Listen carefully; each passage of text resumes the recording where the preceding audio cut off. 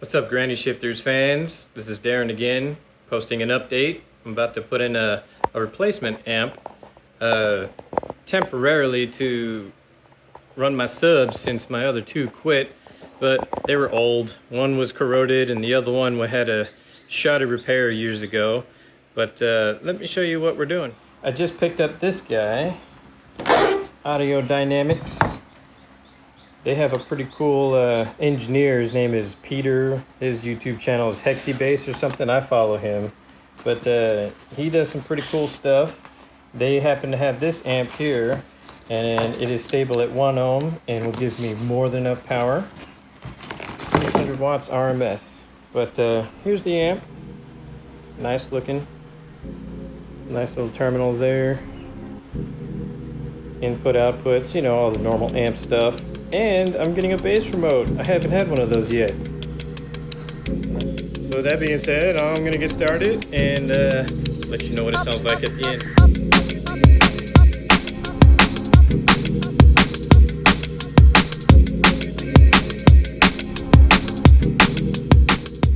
All right, got the old amp out. It's this guy right here. I've had this thing since 1997 when I was probably in middle school. I really like this thing. So as you could tell, I was pretty bummed when it went out, especially after having it in there for at least two or 3 days, and it sounded really, really good. Much better than the old Rockford Fosgate 301M I had in there, but this is where we're at now, as you saw earlier, and now that I'm going to have an amp in there for at least a more extended period of time, I can clean up all of this. Here's my crappy sub. It really is crappy, although sounds alright. I guess any sub can sound okay when you do it right, but I've got to put the ferrules on, at least the speaker wires, because I don't have any bigger than, I think they go up to 8 gauge in this toolkit here. With that being said, get back to the installing.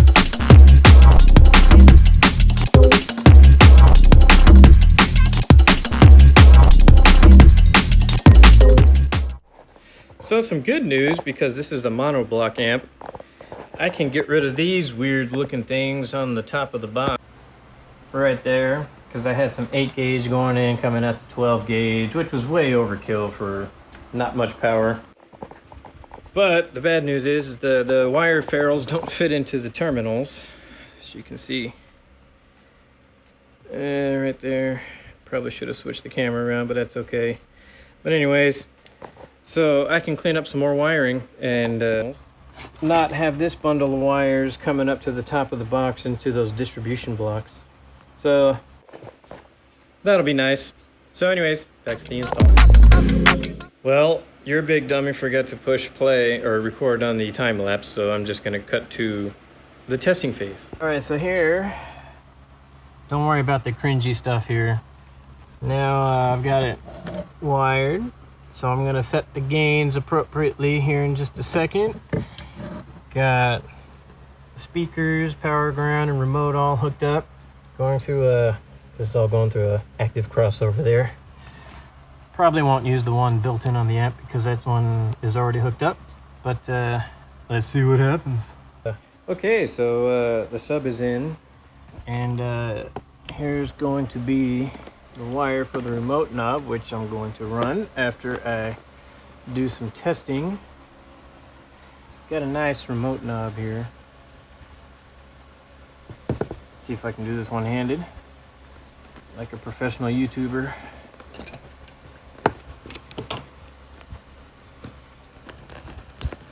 Alright, so that's connected. Drop my screwdriver. Now don't worry about the cringy install look right now. That will all be cleaned up here in just a second. So let's look at the levels here. Now, maybe somebody can chime in, but I can't set the levels normal. Let me explain why. I have an Audio Art amp running the mids and highs in the front, and the gain knob on there is actually not the gain for the amp itself. There's apparently 4 potentiometers at the top, but when I messed with them, nothing was changed. So I got to set this based on what that amp is actually set to. Now, if somebody has an idea or a better way to do it, let me know. So the level, I know that this head unit puts out roughly 4 to 5 volts. So that's probably good. Subsonic, and we'll leave that all the way down. Now the low pass, where'd it go? There we go. I'm gonna go ahead and just turn all the way up based on the fact that I have the other crossover already running it.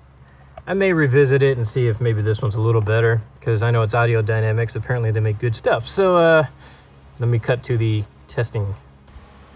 Okay, we've moved to the front.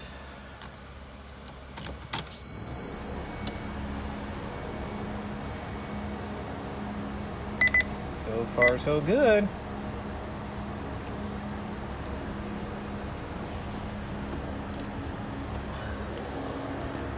Ooh, it's got a nice blue LED on there, and it's on. All right, got it mostly buttoned up. Haven't run the remote bass, the knob yet. I mean, not the wire, but the knob wire. So that's gonna be next. These little wires down there, they're gonna be hidden, and I'll see you on the next part.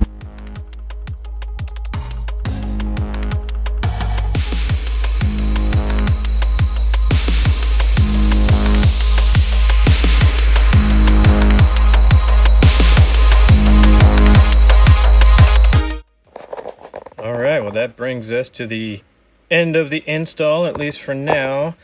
The bass knob isn't quite secure, but that's okay, because that's easy. The bass knob is ran and the wire is hidden. And it's a concealed install, so you can't see anything, which is even better. So yeah, be sure to like and subscribe. Check out our Facebook, Instagram, and Snapchat, and all of the other various social media that we probably have.